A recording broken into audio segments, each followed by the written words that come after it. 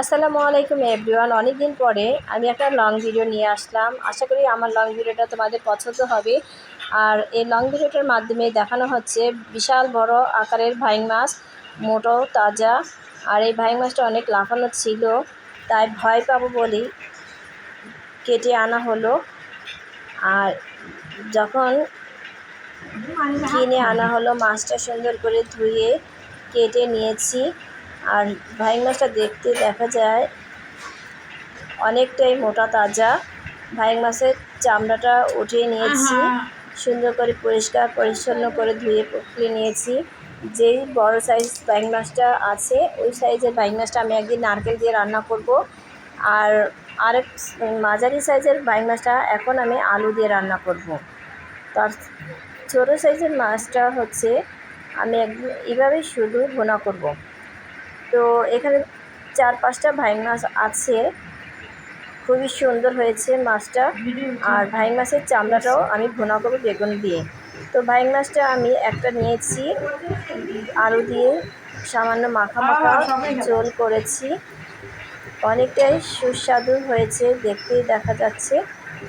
আর তাছাড়া ভাইং মাছের চামড়াটা আমি সুন্দর করে পরিষ্কার পরিচ্ছন্ন করেছি।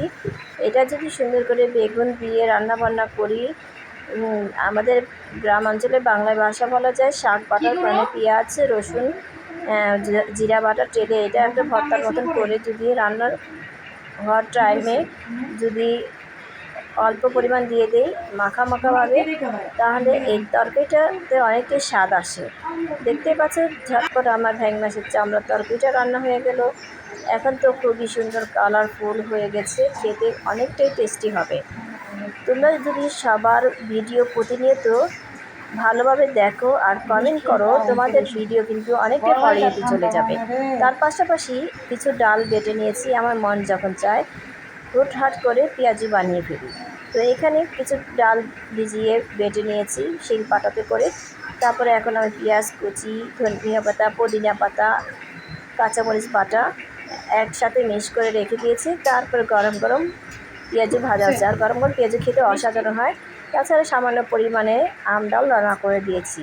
আর আমডালটা দেখতে যেমন কালার হয়েছে, খেতে তার চেয়েও বেশি সুস্বাদু হয়েছে। ধনিয়া পাতা ভরপুর, আমে টকবক করছে। আর সাথে আছে আমার পছন্দের শাক, পাট শাক।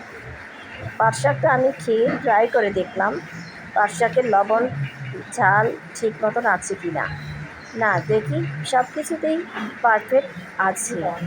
আর পারফেক্ট আছে বলে তো টেস্টটা অনেকটাই সুস্বাদু হয়েছে, ইয়ামি।